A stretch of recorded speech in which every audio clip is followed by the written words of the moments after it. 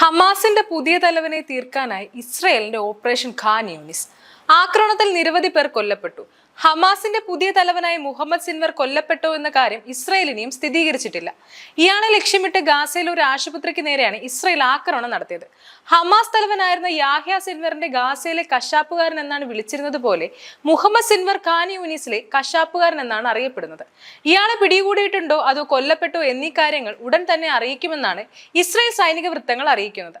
തെക്കൻ ഗാസയിലെ യൂറോപ്യൻ ആശുപത്രിക്ക് നേരെയാണ് ആക്രമണം നടന്നത്. ഇസ്രയേൽ വ്യോമസേനയാണ് ഇവിടെ ആക്രമണം നടത്തിയത്. ആശുപത്രിയിലെ കമാൻഡ് ആൻഡ് കൺട്രോൾ സെന്ററിൽ നിരവധി ഹമാസ് തീവ്രവാദികളെ കണ്ടെത്തിയതായി ഇസ്രയേൽ അവകാശപ്പെട്ടു. ആക്രമണം നടന്ന സ്ഥലത്ത് നിന്ന് വൻതോതിൽ പുകപടലങ്ങൾ ഉയരുന്നത് കാണാൻ കഴിയും. എത്ര പേർ കൊല്ലപ്പെട്ടു എന്ന കാര്യം ഇപ്പോഴും വ്യക്തമല്ല. കഴിഞ്ഞ വർഷം ഒക്ടോബറിൽ ഇസ്രയേൽ ആക്രമണം നടത്തിയത് സഹോദരങ്ങളായ യാഹ്യ സിൻവർ കൊല്ലപ്പെട്ടതിന് ശേഷമാണ് മുഹമ്മദ് സിൻവർ ഹമാസിന്റെ തലവനായി മാറുന്നത്. യാഹ്യ സിൻവറിന് പിന്നാലെ മുഹമ്മദ് സിൻവർ കൂടി കൊല്ലപ്പെട്ടാൽ അത് ഹമാസ് ഭീകരർക്ക് വലിയ തിരിച്ചടിയായി മാറുമെന്ന് ഉറപ്പാണ്.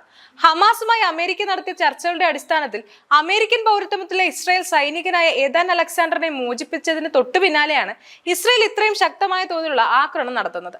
കഴിഞ്ഞ മാർച്ച് മാസത്തിൽ ഹമാസുമായി വെടിനിർത്തലിനായുള്ള ഇസ്രായേലിന്റെ ശ്രമങ്ങൾ പരാജയപ്പെട്ടതിനെ തുടർന്ന് ട്രംപ് ഭരണകൂടം അതൃപ്തിയിലായിരുന്നു.